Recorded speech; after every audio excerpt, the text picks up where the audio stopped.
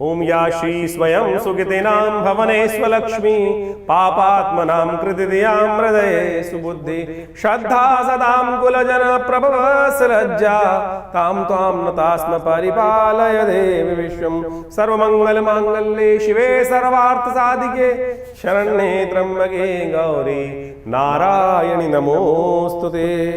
नमस्कार, स्वागत है आपका आचार्य वाणी में। मैं आचार्य डॉक्टर विक्रमादित्य आपके साथ हूँ और आज का विषय हमारा है मिथुन राशि वालों के लिए ग्रहों का योग क्या कह रहा है अक्टूबर के मध्यकाल में। देखिए मिथुन राशि वालों, आपकी राशि के दृष्टिकोण से देखा जाए तो अक्टूबर का मध्यकाल, बुध प्रधान आपकी राशि, और इस वक्त बुध महाराज आपकी राशि में एक विचित्र प्रकार का योग बना के बैठे हैं।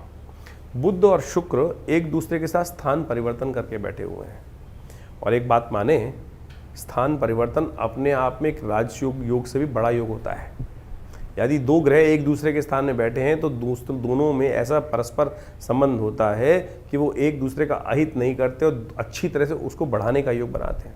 और आप समझें, आपकी राशि के दृष्टिकोण से शुक्र आपकी बुद्धि के स्वामी हैं, बुध आपके लग्न के स्वामी हैं, सुख के स्वामी हैं, और ऐसे में ये सब ग्रह एक साथ जिस प्रकार का योग बना रहे हैं वो आपके लिए बड़ा कल्याणकारी है, बहुत कल्याणकारी योग बनता दिखाई दे रहा है।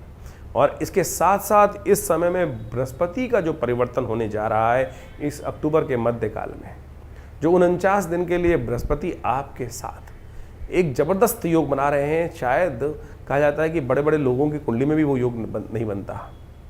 जिस प्रकार का योग बनकर तैयार है, यदि आपने इसका पूर्ण लाभ ले लिया, माँ भगवती कृपा से ये आपके लिए कई प्रकार से रुके हुए रास्तों को खोलने के योग दे देगा। चाहे वो आपका पद प्राप्ति का सपना हो, चाहे वो विजय का योग हो, चाहे वो सम्मान का योग हो, चाहे वो आपके लिए उन्नति का योग हो, धन प्राप्ति का योग भी बनता दिखाई दे रहा है। तो ऐसे में कई प्रकार से आपकी चारों उंगलियां घी में रहते दिखाई दे रही हैं इस बार ग्रहों के परिवर्तन के साथ। तो दीपावली का जो ये उत्सव भागता हुआ आ रहा है इस अक्टूबर के मध्यकाल में, ये आम तौर पर आपकी राशि के दृष्टिकोण से बहुत महत्वपूर्ण दिखाई देता है। यदि सबसे बढ़िया यदि हम बात करें तो करीब 95% आपके ग्रहों का खेल आपके लिए बड़ा अनुकूल बनता दिखाई दे रहा है। बस शनि को थोड़ा आपको समझाना पड़ेगा, शनि को मनाना पड़ेगा। और इस बार तो एक कन्फ्यूजन भी चल रही है, दिवाली 20 को मनाएं या 21 को मनाएं। उस सारे प्रश्नों का निदान अभी इसी कार्यक्रम में आपके समक्ष उपस्थित करेंगे। अच्छे समझ लीजिए क्या करना है आपको, कौन सा उपाय करना है, ये दिवाली का उत्सव कैसे शुभ और परम शुभ दिवाली में परिवर्तन करना है आपको, वो सब हम आपके समक्ष उपस्थित करते हैं। 11 तारीख से आरंभ कर रहे हैं। 11 तारीख का दिन, अक्टूबर का दिन जो है शनिवार का अवसर, कृष्ण पक्ष की कार्तिक मास की पंचमी तिथि का योग है। चंद्रमा इस दिन उच्च के होकर बैठे हुए हैं आपकी राशि के दृष्टिकोण से, जो आपकी राशि के दृष्टिकोण से अच्छा है। करीब 60% तो अच्छे योग बनाता दिखाई दे रहा है। लेकिन ध्यान रखना है, थोड़ा खर्चे बढ़े ना, अननेसेसरी खर्चे बहुत ज़्यादा ना करें, इस बात का ध्यान रखें। थोड़ा स्वास्थ्य का भी ध्यान रखते हुए आपको चीज़ों को करने की आवश्यकता है। और आपकी राशि के दृष्टिकोण से बात ध्यान रखें, नए कार्यों को आरंभ करने के लिए सर्वार्थ सिद्ध योग बना हुआ है। शनि है इस दिन, शनिवार है ना इस दिन, और आपकी राशि में इस वक्त हर कार्य में कुछ ना कुछ विघ्न जो उपस्थित कर रहे हैं, यही केवल एक ग्रह हैं जो शनि महाराज हैं। वैसे बृहस्पति परिवर्तन करके इन पर भी अंकुश लगाने का प्रयास करते हैं, लेकिन अभी बृहस्पति बदलेंगे तो नहीं, टाइम लगने वाला है 8-9 दिन का। तो इस दिन क्या करना चाहिए आपको विशेष तौर पर अपने ग्रहों को ठीक करने के लिए कि शनि को मनाना चाहिए। शनि को मनाने के लिए इस कार्तिक महीने में सबसे श्रेष्ठ है कि आप भगवान विष्णु का पूजन करें और भगवान विष्णु को नीले पुष्प, अपराजिता के पुष्प अर्पित करें और उन्हीं से प्रार्थना करें कि शनि को वो ठीक करें। क्योंकि शनि को आश्रय भगवान कृष्ण ने ही दिया था कोकिला वन में। तो यदि कोकिला वन में दर्शन करने के लिए सुंदर योग बनाए या शनि के मंत्र का जप करें तो वो आपके लिए अच्छा रहेगा। 12 तारीख रविवार का अवसर, षष्ठी तिथि विद्यमान है और इस दिन ग्रहों का खेल परिवर्तन की तरफ जा रहा है। और आपकी राशि के दृष्टिकोण से सबसे महत्वपूर्ण, आपकी राशि में ही बृहस्पति, आपकी राशि में ही चंद्रमा जिस प्रकार का योग राजयोग बना के उपस्थित हो गए हैं, ये आपके लिए दिवाली से पहले दिवाली की स्थिति यानी गज केसरी योग जो बनता है तो दिवाली की स्थिति देता है, लक्ष्मी का योग बना देता है, सफलता का योग बना देता है। बस आपको शनि को ठीक करते चलें और सब ठीक होगा। रविवार का अवसर है और सूर्य और शनि आमने सामने हैं, तो ऐसे में हो सके तो आपके लिए एक अच्छा भाव ये रहेगा कि सुबह सुबह सूर्य को अर्घ दें और हो सके तो शनि मंत्र का एक बार जप कर लें। ओम प्रांग प्रींग प्रोंग से शनिश्चराय नमः। भद्राय, इस दिन ध्यान रखिएगा नए कार्यों को आरंभ करने से बचना चाहिए। दोपहर के बाद 2:15 बजे के बाद भद्रा आ जाएगी, रात्रि तक रहेगी, तो इसका ध्यान रखते हुए कार्य कर लेंगे तो अच्छा रहेगा। 13 तारीख का अवसर, सोमवार का अवसर है। सप्तमी तिथि विद्यमान है इस दिन, और इस दिन देखें तो आपकी राशि के दृष्टिकोण से ग्रहों ने जो खेल बनाया है वो आपकी राशि के दृष्टिकोण से करीब करीब 80% ग्रहों आपके फेवर में बनते दिखाई दे रहे हैं। आशीर्वाद चाहिए, आशीर्वाद से मेवा हो सकता है, क्योंकि सफलता के लिए सबसे बड़ी चीज़ होती है जो यहाँ पे शनि आपके लिए अंकुश ला के बैठे हैं, वो जो आपके लिए कई बार कई मामलों में थोड़ी नुकसान भी कर देते हैं, चाहे वो कमर का मामला हो, चाहे वो पेट का मामला हो, चाहे वो स्वास्थ्य का मामला हो, चाहे वो सम्मान का मामला हो। कई बार शनि महाराज ने आपको मार्च के बाद झटका देने के योग बनाए होंगे। ऐसे में शनि को ठीक करने के लिए क्या चाहिए? आशीर्वाद चाहिए। अहोई अष्टमी है, माता पिता का इस दिन जो आशीर्वाद ले लेता है, माँ दुर्गा का आशीर्वाद ले लेता है, सब विघ्न दूर हो जाते हैं। ऐसा ही शास्त्रों में कथाओं के माध्यम से विद्यमान है। अहोई अष्टमी इसलिए भारतीय संस्कृति में है कि माताएं अपनी संतानों के लिए इस दिन व्रत रखती हैं और भगवान से उनकी आयु, उनकी विजय, उनकी जय सबकी आकांक्षा करते हुए व्रत रखती हैं, व्रत का पालन करती हैं। तो आप बड़ी श्रद्धा से माता पिता का आशीर्वाद लें, भगवती दुर्गा का आशीर्वाद लें, शास्त्र की कथा का श्रवण करें। भारतीय संस्कृति में बड़े अद्भुत रूप से विभिन्न रहस्यों को बताया गया है। ये जो कथाएं हैं, ये रहस्य हैं, ये वो निधियां हैं कि जिससे आप उन मार्गों पर जा सकते हैं और अपने जो किस्मत को जगा सकते हैं। आप समझे, हमारे जीवन में जो भी कष्ट आते हैं वो किसके द्वारा आते हैं? कर्म के द्वारा ही बनता है। कर्म से ही सौभाग्य बनता है, कर्म से ही दुर्भाग्य बनता है। यदि दुष्कर्म हो जाएंगे दुर्भाग्य बन जाएगा, अच्छे कर्म हो जाएंगे तो सौभाग्य की, उन्नति की योग बन जाएंगे। कई बार क्या होता है, शास्त्र में कथा आती है अहोई अष्टमी की। अहोई अष्टमी में एक स्त्री ने अपने उस दिन व्रत करने का सोचा, तो उसमें कई सारे कार्य करती थी। तो कुम्हार का काम करती थी, तो मिट्टी लेके आनी पड़ती थी बर्तन बनाने के लिए। एक दिन जंगल में गई मिट्टी खोदने के लिए। कथा को हमें सार रूप समझने की आवश्यकता है। वहाँ क्या, सीही एक थी और उस मिट्टी खोदते खोदते सीही का घर था, एक जानवर होता है मिट्टी वाला, और उसके बच्चों के अंडे वहाँ पड़े थे। उस जब कुम्हार ने काम करना शुरू किया, मिट्टी खोदनी शुरू करी, तो किसी कारण से वो अंडे फूट गए, दरवाज़ा बंद हो गया और बच्चे किसी कारण से, अब काल का वश है, कर्म हो गया आपके द्वारा। और शास्त्र कहता है अवश्य में वो भुक्तव्यम कृतम कर्म शुभाशुभम। सिंह को जब पता चला कि उसके बच्चे मर गए तो बड़ी दुखी हुई। कहा जाता है कि जानवर की किसी को तरसाओ मत, किसकी त्रास, किसकी आह कब लग जाए और कब जीवन में। कहा जाता है कि उस सिंह ने तड़प कर, जो जानवर थी, उसने उस औरत को श्राप दे दिया। सोचा कि तेरे घर में जो होगा कुछ संतान होगी नहीं। अब उसने तो अज्ञानवश काम कर लिया और इस प्रकार से जब उसके जीवन में घटना घटने लगी तो बच्चे थे नहीं, बच्चे हो ही नहीं रहे थे। और किसी कारण से पता चला, किसी महात्मा ने उनको बताया कि इस कारण से आपके द्वारा ये दुष्कर्म हो गया था, अब उसकी निवृत्ति करने का योग बनाओ। तो कहा जाता है अहोई अष्टमी के दिन उन्होंने व्रत किया, सुबह उठकर गाय का पूजन किया, भगवती का पूजन करने के उपरांत अपनी क्षमा मांगी। तो प्रायश्चित करने का दिन है। निराहार रहते हुए, बिना जल के ग्रहण करे हुए, बिना कुछ खाए पिए, केवल जल भी त्याग कर पूरे दिन भगवती का, जब उनको पता चला कि कर्म गलत हो गया है, उसका प्रायश्चित करने के लिए भगवती महालक्ष्मी का, भगवती दुर्गा का, ओम सर्वमंगल मांगल्ये शिवे सर्वार्थ साधिके शरण्ये त्र्यंबके गौरी नारायणी नमोस्तुते, भगवती का सुंदर कथा सुनकर उसका पलायन किया। शाम को चांद से पहले जब तारे निकले उस समय भगवती का पूजन कर कर उन्होंने ये पूरा, कहा जाता है कि 1 वर्ष तक इस प्रकार का हर अष्टमी के दिन उन्होंने इस प्रकार से व्रत किया। तब जाकर भगवती प्रसन्न हुई और उन्होंने उनको उस दुष्कर्म से निवृत्ति का मार्ग बनाया। तो आप समझें कि ये कमिटमेंट है, ये जो प्रायश्चित, जो हम व्रत इत्यादि, पूजन इत्यादि करते हैं, ये आपके दुष्कर्म, जो हमारे पाप कर्म कहीं ना कहीं अज्ञानता में भी लोगों से हो जाते हैं, उसका प्रायश्चित के तौर पर है। ये अहोई अष्टमी संतान के जीवन में आ रहे समस्त कष्टों को दूर करने के लिए भारतीय संस्कृति में सनातन पद्धति माताएं करती आई हैं। तो इतना सुंदर व्रत है, तो आप भी चाहें तो यदि ये इसको करना चाहें तो अवश्य करें। तो बड़ी संस्कृति से आपको लाभ प्राप्ति के योग बनेंगे। भगवान की कृपा से आपके जीवन के कष्ट दूर होने के योग बनेंगे।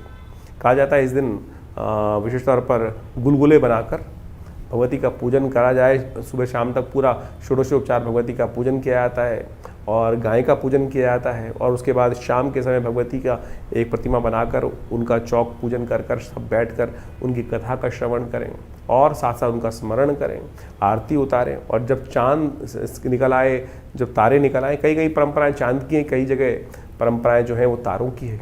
तो पूरे दिन का कमिटमेंट है और बड़ी श्रद्धा के साथ इस दिन व्रत कर कर भगवती को प्रसन्न करें, उनका आशीर्वाद दें। तो कहा जाता है समस्त जीवन के कष्ट जो चल रहे हों उनसे प्रायश्चित कर कर भगवती संतान के निमित्त आगे बढ़ने के, उनके उन्नति के रास्ते, और तो और जिनके निसंतान जो हैं, संतान सुख नहीं प्राप्त हो रहा, उनके जीवन में भी माँ भगवती कृपा से इस अहोई अष्टमी के दिन व्रत करने से भगवती कृपा प्राप्त हो जाती है, संतान सुख प्राप्त करने के योग बन जाते हैं।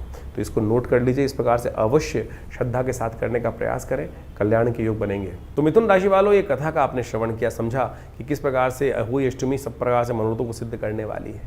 14 तारीख का दिन मंगलवार का अवसर है, अष्टमी तिथि विद्यमान है और ग्रहों का परिवर्तन का योग ऐसा बन रहा है कि जो आपके लिए खास तौर पर बता रहा है कि आप के जो विशेष तौर पर आप यदि इस दिन जो भी कार्य करें, देखिए इन दिनों कई बार क्या होता है, दिवाली के उत्सव चल रहे होते हैं, कई बार हम बहुत सारे बड़े बड़े काम के लिए उद्धृत होते हैं, तो ऐसे में थोड़ी हिम्मत को जगा के कार्य करने की आवश्यकता पड़ती है। तो इस वक्त चंद्रमा के समक्ष जिस प्रकार से बृहस्पति बहुत तेजी गति से पीछे आते दिखाई दे रहे हैं, वो आपके चीज़ों में एक नई एनर्जी आपको देते दिखाई दे रहे हैं। उस एनर्जी का उपयोग साथ साथ सब बड़े लोगों का सहयोग लेकर यदि कार्य करेंगे, केवल अपनी अपनी मत चलाना। इन दिनों बृहस्पति महाराज जिस प्रकार से आपकी राशि में पिछले कुछ दिनों से चल रहे हैं, हर चीज़ में आपको दिखाई देता है कि हम ही काम कर रहे हैं, करेंगे, हमारे द्वारा ही काम करके लाभ होगा, नहीं भैया।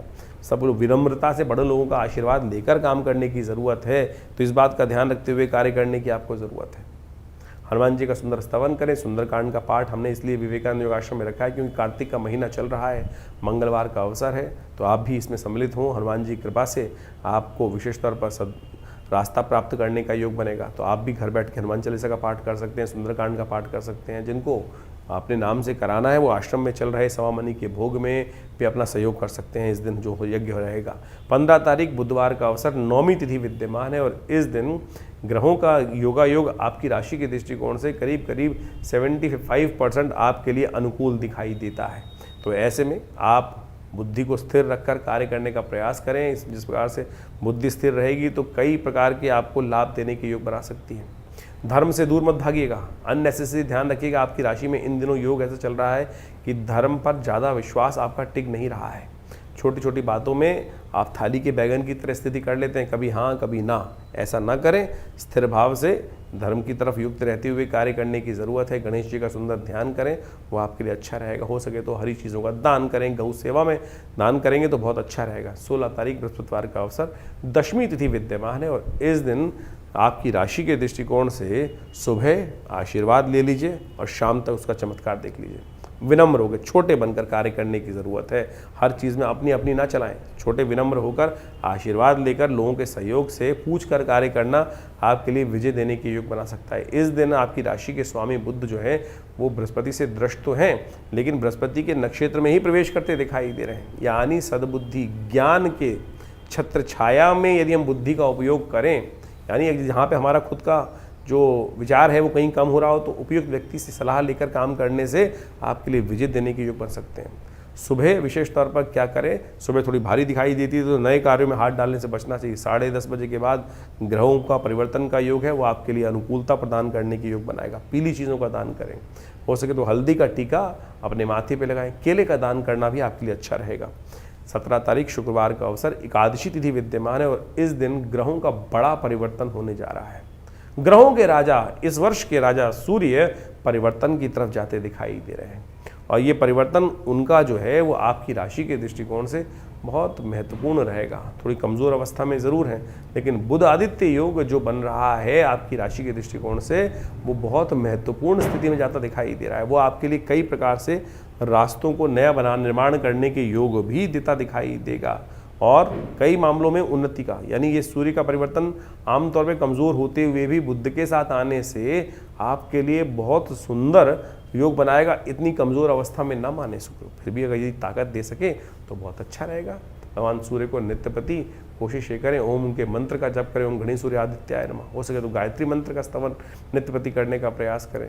गरीबों में थोड़ा सा गेहूँ का आटा जो होता है वो बांटने का वितरण करना भी आपके लिए कल्याणकारी रहेगा। इस दिन रमा एकादशी है, शुक्रवार का अवसर है। लक्ष्मी और विष्णु का सुंदर मिलन का योग है। भगवती का सुंदर ध्यान करें और विष्णुपति जो लक्ष्मीपति विष्णु भगवान का स्तवन करते हुए व्रत रखें और हो सके तो उनका पूजा षोडशोपचार पूजन करें। तो ये आपके लिए कल्याणकारी योग बना सकता है। गौ पूजन करना, गाय के निमित्त कुछ चारे गाय गौशाला में चारे को भेजना भी आपके लिए अच्छा दिखाई देगा। 18 तारीख शनिवार का अवसर, द्वादशी तिथि विद्यमान है और ग्रहों ने एक नया रास्ता अपनाने की तरफ जाने का योग बनाया है। इस दिन कई ग्रहों का बड़ा परिवर्तन है। इस दिन गोवत्स द्वादशी है, शनि प्रदोष है, यमदीप दान भी रहेगा और सबसे बड़ा जो ग्रहों का परिवर्तन है वो है बृहस्पति महाराज। 49 दिन के लिए बृहस्पति धन भाव में जाने वाले हैं, जिसका वर्णन हमने शुरू में किया था। धन भाव में जाने के बाद उच्च के हो जाएंगे।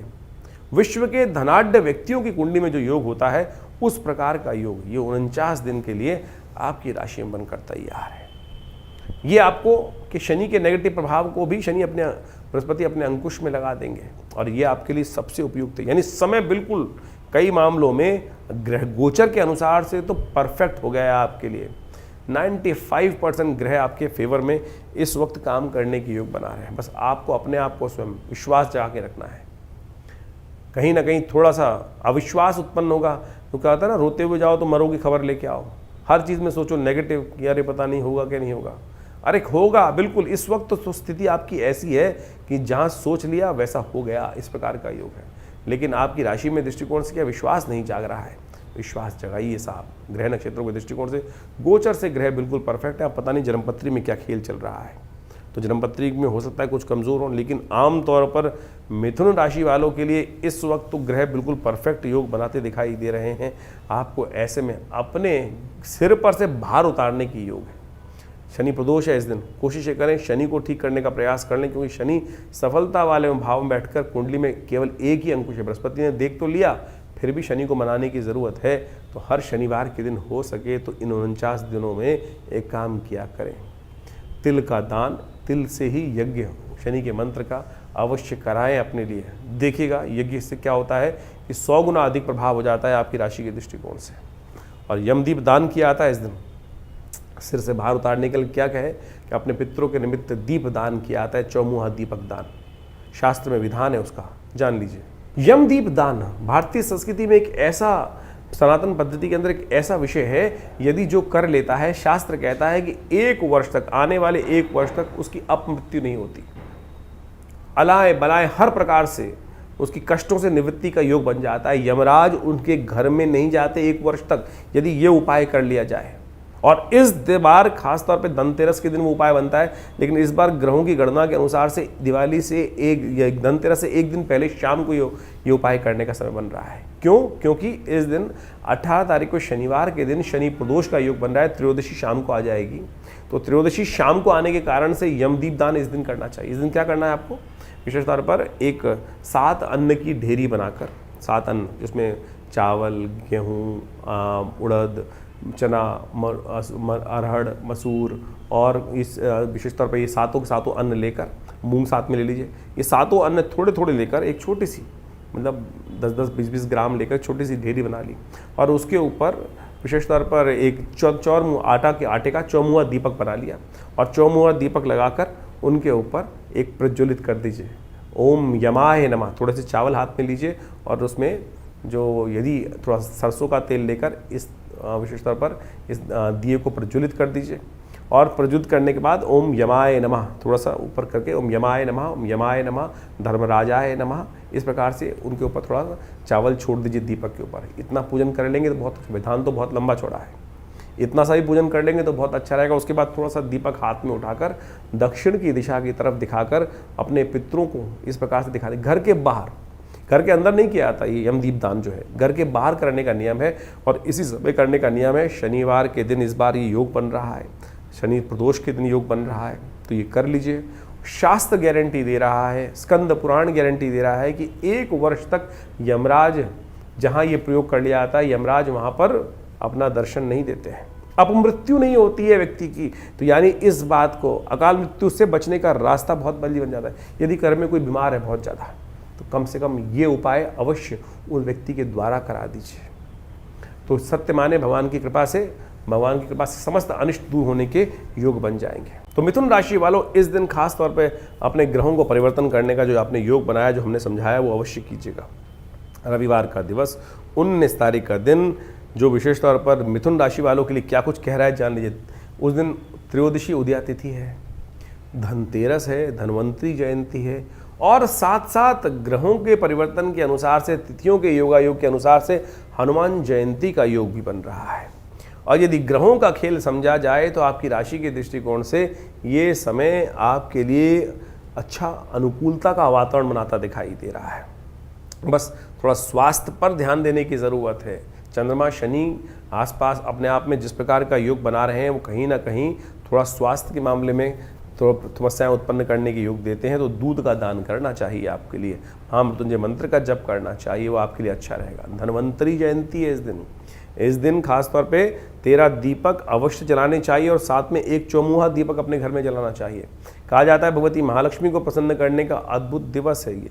साथ साथ हनुमान जयंती भी रहेगी और ग्रहों के योगायोग के साथ साथ इस विशेष पर्व पर आपको खास तौर पर कुछ खास उपाय कर लेने चाहिए। 20 तारीख का दिन आपकी राशि के दृष्टिकोण समझ लें और ग्रहों के दृष्टिकोण से भी समझ लें। सोमवार का अवसर है, उस दिन चतुर्दशी तिथि विद्यमान है। नरक चौदस जिसे कहा जाता है वो योग बनता दिखाई दे रहा है। एक दिया कहा जाता है कि आपको नरक के द्वार से बचा सकता है।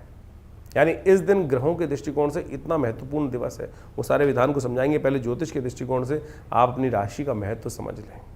आपकी राशि के दृष्टिकोण से ये दिन कुछ करके दिखाने का है, इसलिए पॉजिटिव सोचो, पॉजिटिव करके दिखाओ। नेगेटिव सोचोगे तो नेगेटिव आपकी राशि के दृष्टिकोण से हो सकता है। इमोशनल पॉइंट ऑफ व्यू से कई बार आप थोड़े इमोशनल ज़्यादा होते दिखाई दे रहे हैं और इमोशनल ज़्यादा रहने के कारण से कई बार मन को चोट भी लग सकती है। तो इसलिए प्रैक्टिकल होकर काम करने की ज़रूरत है। जैसा सोचोगे वैसा प्रभाव आपकी राशि के दृष्टिकोण से अवश्य होता दिखाई दे रहा है।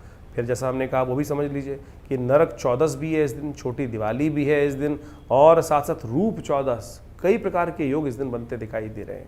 शास्त्र के दृष्टिकोण से आपको उस महत्वपूर्ण स्थिति को समझ लेना चाहिए कि क्या कुछ कर लेने से आपकी राशि के दृष्टिकोण से बहुत अद्भुत प्रकार का योग बन जाएगा। कहा जाता है इस दिन विशेष तौर पर वो सब बताएंगे आपको क्या कुछ करना चाहिए, लेकिन कई मत के अनुसार से इस दिन कई लोग दिवाली भी बात कर रहे हैं और भारत सरकार ने भी शायद इस दिन अनाउंस करने का योग बनाया है कि दीपावली कई क्षेत्रों में जो है वो 20 तारीख को ही मन रही है। शास्त्रीय दृष्टिकोण से ज्योतिष की गणनाओं के अनुसार से हमने इसका पूरा जो विज्ञान है वो आपके समक्ष उपस्थित कर रहे हैं हम कि आप क्यों दिवाली जो है वो विशेष तौर पर 21 को ही होनी चाहिए। शास्त्रीय दृष्टिकोण से उस बात को अच्छे से समझ लेना चाहिए आपको कि दिवाली जो है वो 21 को ही मनाना श्रेष्ठ है। वैसे तो हर रोज़ दिवाली हो सकती है क्योंकि भारतीय संस्कृति आनंद की संस्कृति है। वो एक तो पुरानी कहावत है ना, जब बावला जागे तब दिवाली, वो ऐसे ही नहीं है। दिवाली जिस दिन आप जाग जाओ, जिस दिन आप समझ जाओ, जिस दिन दिए जला लो, उसी दिन दिवाली बन सकती है। भगवान का पदार्पण जिस दिन आप जाग जाओ उसी दिन आपके मनोमस्तिष्क में हो सकता है। लेकिन शास्त्रीय दृष्टिकोण से इस पूरे विधान को हमको समझने की आवश्यकता है। शास्त्र कहता है कि दीपावली जो है वो विशेष तौर पर प्रदोष व्यापनी ही ग्राह्य है। कई लोगों ने शास्त्र मत के अनुसार से इसको ये समझ लिया कि रात्रि व्यापनी होनी चाहिए, मतलब मध्यकालीन व्यापनी होनी चाहिए, लेकिन तिथि निर्णय इस बात पर साथ साथ साफ साफ कहती है कि प्रदोष व्यापनी ही ग्राह्य है, कि यानी शाम के समय जिस दिन सूर्यास्त के समय हो। 20 तारीख को भी प्रदोष व्यापनी है, लेकिन वहाँ एक और सूत्र लगता है कि दिने द्वे, जब दिन 2 दिन में हो तो पराग्रही है, जो यानी दूसरे दिन जब आए तो उसको ग्रहण करनी चाहिए। अब हुआ क्या है कि काशी के कुछ पंचांगों ने इस बात में अपनी गणनाओं के अनुसार से एक बात रखी कि उनकी गणनाओं के अनुसार से उनको ऐसा लगता है कि ये जो काल गणना है कि वो अगले दिन यानी 20 तारीख को जो है वो प्रदोष व्यापनी है और 21 तारीख को प्रदोष व्यापनी नहीं है। लेकिन उन्होंने अपने पंचांगों में एक बात नहीं देखी कि उन्होंने जो सूर्यास्त का टाइम ले रखा है वो काशी विश्वनाथ जो पंचांग, बहुत सारे पंचांग वहाँ निकलते हैं, उन्होंने दे रखा है कि शाम को सूर्यास्त जो है उनके पंचांग के अनुसार से हो रहा है 5:40 पर। लेकिन यदि प्रैक्टिकल गणनाओं के अनुसार से देखें और आप अपने गूगल मैप पे भी जाके देख लेंगे ना, मोबाइल के थ्रू भी देख लेंगे, तब भी आपको काशी के अंदर जो सूर्यास्त हो रहा है वो 5:20 पे दिखाई देगा। 5:20 और 5:26 के आसपास ऐसा योग बन रहा है। कई जगह गणना है 5 जिस प्रकार से लग रहा है, लेकिन उन्होंने करीब 16-17 मिनट का फर्क डाल दिया है। इससे क्या हुआ है, सूर्य स्पष्ट में फर्क आ गया, तिथि की आयु की गणना में फर्क आ गया। हमने जब उन गणनाओं को अच्छे से कैलकुलेट करने का प्रयास किया, शोध करने का प्रयास किया, तो ऐसा हमारी गणनाओं के अनुसार से ऐसा आता है कि तिथि की जो आयु है वो करीब करीब चल रही है 5:56 तक। तो यानी पूरे भारत क्या पूरे विश्व में जो आयु तिथि की आयु है वो उतनी ही रहने वाली है। तिथि की आयु नहीं घटती, तिथि की आयु तो अलग तरह से, सूर्य की स्थिति जो है वो धीरे धीरे जिस प्रकार से सूर्य आगे बढ़ता है तो वो स्थान के अनुसार से परिवर्तन होती चली जाती है। तो यानी पूरे भारत में आसाम से लेकर पूरे गुजरात तक तो कम से कम ये देखा जाए तो 21 तारीख को प्रदोष काल में हमको पूरी तरह से प्रदोष व्यापनी अमावस्या मिल रही है। तो बड़ी श्रद्धा से आप 21 तारीख को दीपावली मनाएं। 20 तारीख का दिन छोटी दिवाली का ही है। तो 20 तारीख को क्या करना चाहिए? विशेष तौर पर उस दिन नरक चौदस है, भगवान शंकर कृष्ण का पूजन होना चाहिए। कहा जाता है कि भगवान कृष्ण का ध्यान करते हुए शाम के समय जो एक दीपक भी जला देता है ना, वो जीवन पर्यंत, क्या कहा जाता है, जीवन पर्यंत नरक का दर्शन नहीं करता। जी हाँ, जीवन पर्यंत नरक का दर्शन नहीं करता है। तो इस बात का हमको ध्यान रखना चाहिए। छोटी दिवाली के दिन एक दीपक जलाने का, एक दीपदान का इतना महत्व है। इसके साथ साथ इस दिन सुबह सुबह सूर्योदय से पहले हमको स्नान कर कर एक अपामार्ग का पेड़ ले लेना चाहिए और तेल से अपने शरीर का मर्दन करना चाहिए। और कहा जाता है कि अपामार्ग के पेड़, चिरचिटे का पेड़ को लेकर अपने सिर पर से वार कर इस भाव को रखना चाहिए कि हे चिरचिटे, ये जो हमारे जीवन, ये पूरे वर्ष के जो भी अनिष्ट हैं, नज़र है, जो भी प्रकार की आपत्तियाँ हैं, वो तू हर ले और हमको एक नव जीवन, आज से जो नव वर्ष आरंभ हो रहा है उसके अनुसार से हमको प्रदान कर। इस प्रकार से करने के बाद घर के बाहर जाकर 2 दीपक सूर्योदय से पहले प्रज्वलित कर देने चाहिए। किनके लिए करने चाहिए? यम के पुत्रों के निमित्त ये 2 दीपक सुबह सुबह सूर्योदय से पहले जला देना चाहिए और भगवान कृष्ण का उस दिन सुंदर रूप से पूजन करना चाहिए। तो ये कर्म जो कर लेते हैं, शास्त्र में कहा जाता है, उनके जीवन के बहुत से कष्ट दूर हो जाते हैं और आप आगे के नव वर्ष को सुंदर रूप से, क्योंकि दिवाली के दिन से नव वर्ष माना जाता है, दिवाली के दिन से जो है वो अगले दिन से नव वर्ष का आरंभ हो जाता है। तो हम उससे पहले ही समस्त कष्टों को निवृत्ति करने के लिए इस प्रकार से जो तिलांजलि दे देते हैं अपने समस्त कष्टों को, तो ये इस प्रकार से बड़े सुंदर तौर पे है। तो आपकी राशि के दृष्टिकोण से किस प्रकार का प्रभाव आपने समझा, पूजन का महत्व आपने समझा। तो दीपावली तो हमने बता ही दिया आपको 22 तारीख के, लेकिन 21 तारीख की बन रही है तो बहुत सारे लोग इस दिन भी मनाएंगे दिवाली। तो आप शास्त्रीय दृष्टिकोण से जैसे हमने व्यक्त किया तो उस प्रकार से करें, लेकिन दीपावली अगर 20 को भी मना रहे हैं तो आप उसका विधान जरूर पूर्ण करें। बड़ी श्रद्धा से भगवती का पूजन, महालक्ष्मी का पूजन करें, असंख्य दीपक जलाएं। और पूजन के बाद क्या करना चाहिए आपको? सबसे पहले कहा जाता है कि पूजन के अंदर भगवान को कमल की पुष्प, भगवती महालक्ष्मी का पूजन करने के बाद श्री सूक्त के द्वारा उनका पूजन किया जाए पूरे विधि विधान के अनुसार से, और साथ साथ उनको अंत में, पूजा के अंत में कमल पुष्पों की शैया प्रदान की जाती है। अगले वीडियो में हम पूरी तरह से महालक्ष्मी पूजन का विधान आपके समक्ष उपस्थित करेंगे, उसको आप समझिएगा और उसके अनुसार से करिएगा। भगवान की कृपा से आपके समस्त अनिष्टों को दूर करने के लिए दिवाली बहुत सुंदर साबित होगी। ये कार्तिक का महीना बड़ा अद्भुत महीना है।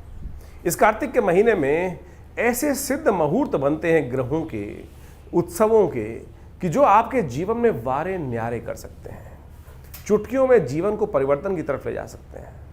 हमारे यहाँ भारतीय संस्कृति में जो उत्सव हैं, त्यौहार हैं, वो केवल त्यौहार नहीं है, ये वो निधि के रास्ते हैं, ये वो किस्मत को जगाने के रास्ते हैं। यदि इन सब उपायों को जो हम बताते हैं उनको आप विधि के अनुसार से कर लो तो देखिएगा आपके जीवन में महत्वपूर्ण परिवर्तन का योग अद्भुत रूप से बन सकता है।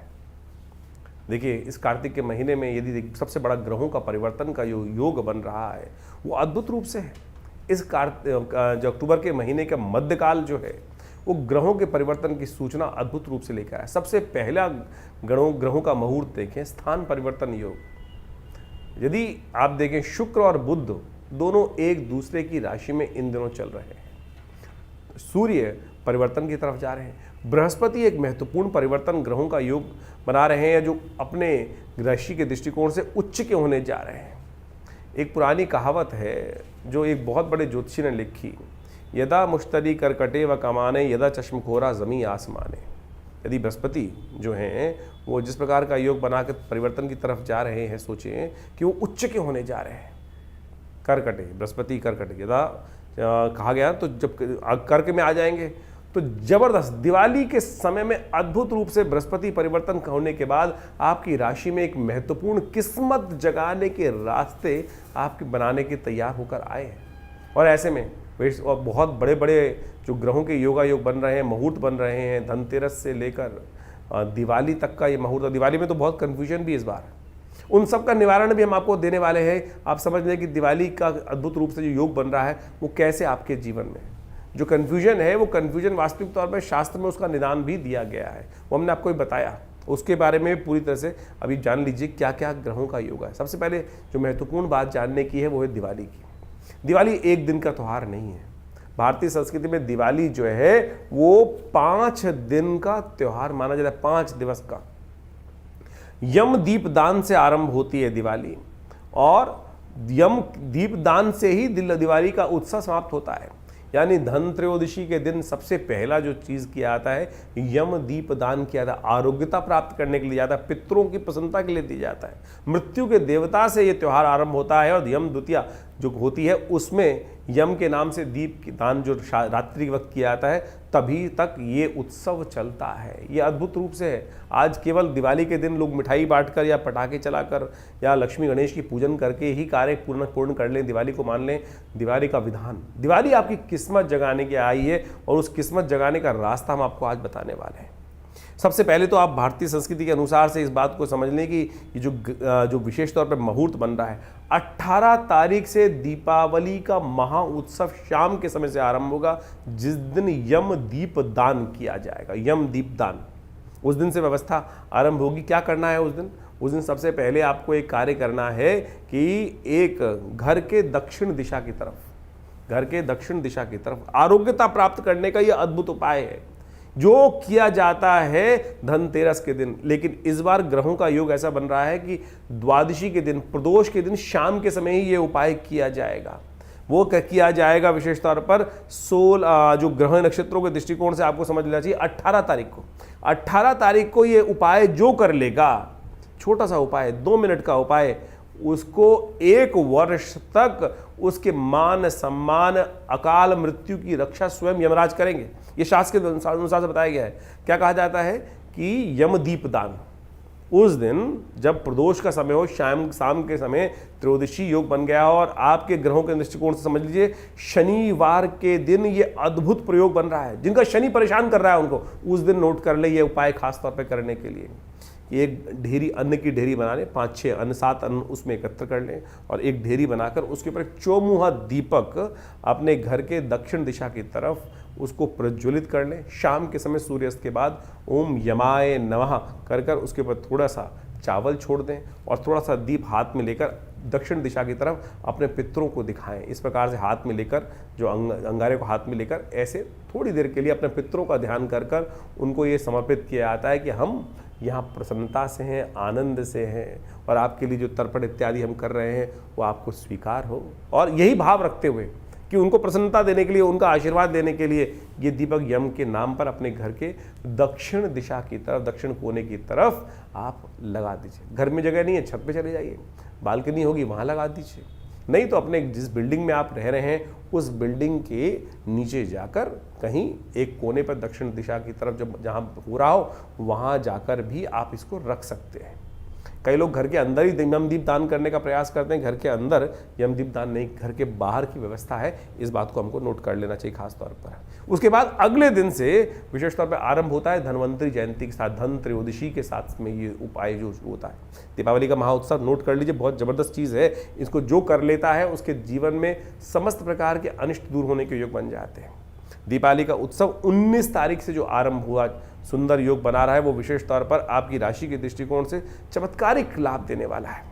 इसी दिन विशेष तौर पर इस बार ग्रहों का योग ऐसा बन रहा है कि धन त्रयोदशी भी उस दिन पड़ रही है, जो 19 तारीख के रविवार के दिन। उसी दिन हनुमान जयंती भी पड़ रही है। क्यों? क्योंकि हनुमान जी का जन्म जो है वो घोर रात्रि के समय माना जाता है। चतुर्दशी रात्रि में जिस दिन विद्यमान हो, तो 19 तारीख की रात, सोमवार का, रविवार का दिवस है, और उस दिन रात्रि में हनुमान जयंती का सुंदर योग बन रहा है। तो उस दिन हनुमान जी का सुंदर आराधना करें, और साथ साथ धन त्रयोदशी भी उस दिन पड़ रही है। तो अपने घर में श्री यंत्र की स्थापना अद्भुत रूप से करने का प्रयास कीजिए। श्री यंत्र अपने घर में स्थापित जो करते हैं भगवती महालक्ष्मी का ध्यान करते हुए, ओम हिरण्यवर्णाम हरणीम सुवर्ण रजस्त्रजाम चंद्राम हिरण्मयीम लक्ष्मीम जातवेदो माव ताम माव जातवेदो, ये श्री सूक्त के मंत्र हैं। इनको प्रतिष्ठित करके अपने घर में श्री यंत्र के साथ साथ उस दिन भगवती महालक्ष्मी का श्रद्धा के साथ पूजन करें।